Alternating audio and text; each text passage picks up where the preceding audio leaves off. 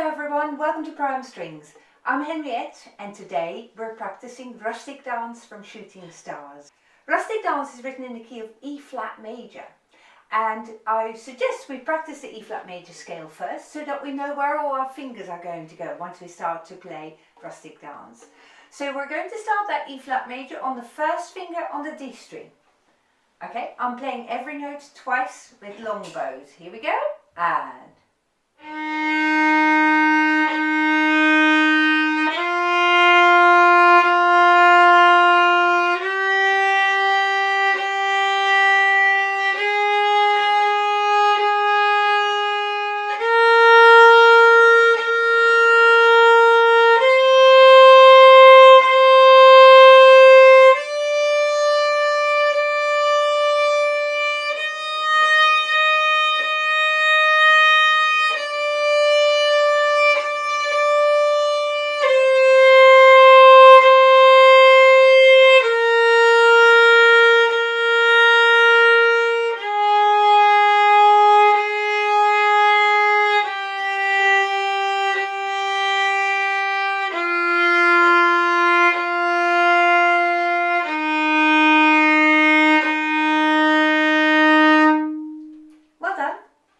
next we're playing the E-flat major arpeggio, and the letter names of the notes of the arpeggio are E-flat, G, B-flat and an E-flat at the top.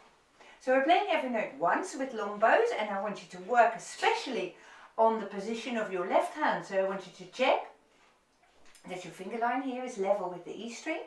I want you to check also that your thumb is upright, and that you've got a nice space for a tennis ball there, so you push your wrist out like that. Here we go with the arpeggio. And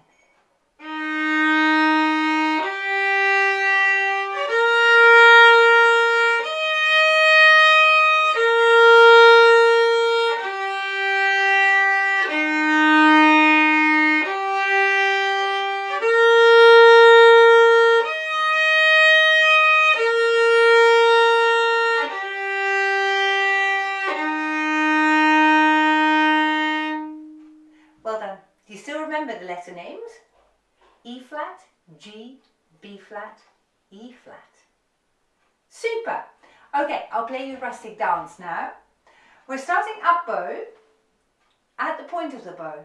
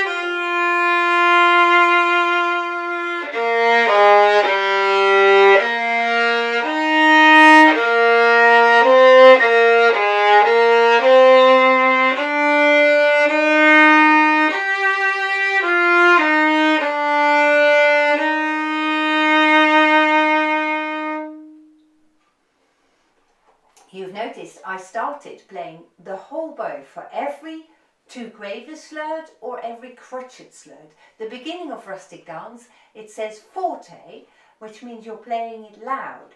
So we're starting with our bows as long as we possibly can. And when you hit the minim at the end of line 1, your bow is also the whole bow, but you use it slightly more slowly, so it travels less fast, because we have to fit 2 beats on one bow. And then when you get to the second line at the end, in your music it says mezzo forte. So we're going to make our bows a little bit shorter to create that more softer style of playing. Then in the third and fourth lines you've got those crescendos. I want you to gradually make your bow strokes a bit longer again, so that by the end of this piece you're using the whole bow for every slur or every crotchet again. So here we go from the beginning again. Let's just practice our first two notes, and the first two notes are G, A,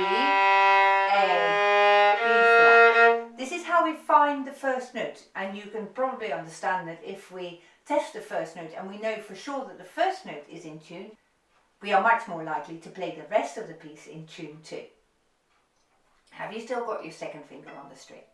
Okay, let's test it once again if you haven't.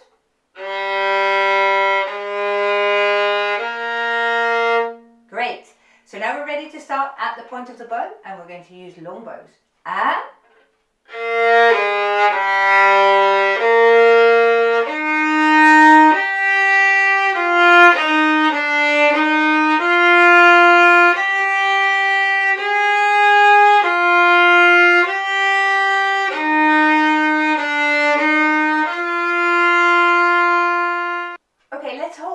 for a moment, and let's try again this first line, and this time wherever you can, leaving your fingers on the string as much as you can. So by the time you get to the A flat in the third bar, you have all your fingers on the string.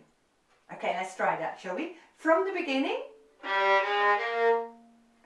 2, 3.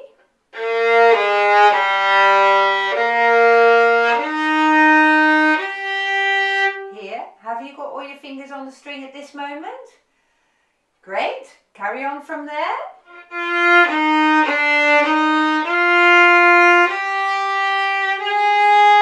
Now let's hold it there for a moment. Have you got 4 fingers on the string? Okay, let's go back to the beginning again. Let's try that again, shall we? So I'm testing my fingers. Ready? And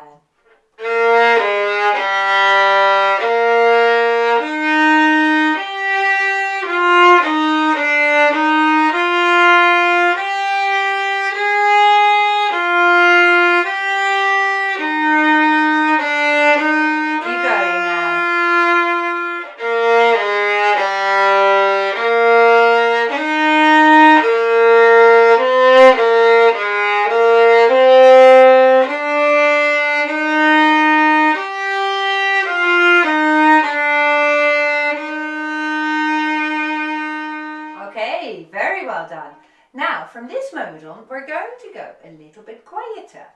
So you may be using much less bow now. Go for half of the bow, and we're starting at a point.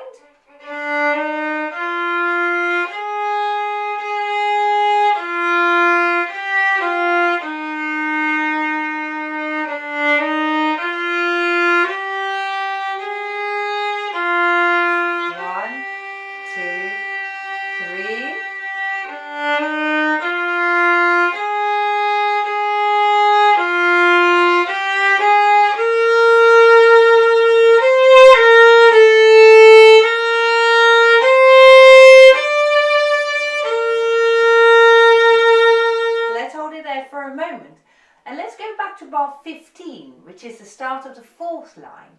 There you see we are not playing the A flat as it's said in the key signature, but we're playing an A natural there. And that is the place where the greatest crescendo occurs. So we're going to make our bows longer and longer and longer on every note.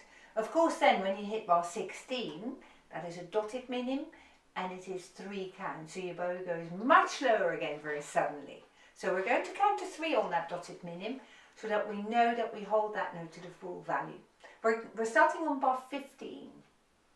3, 4.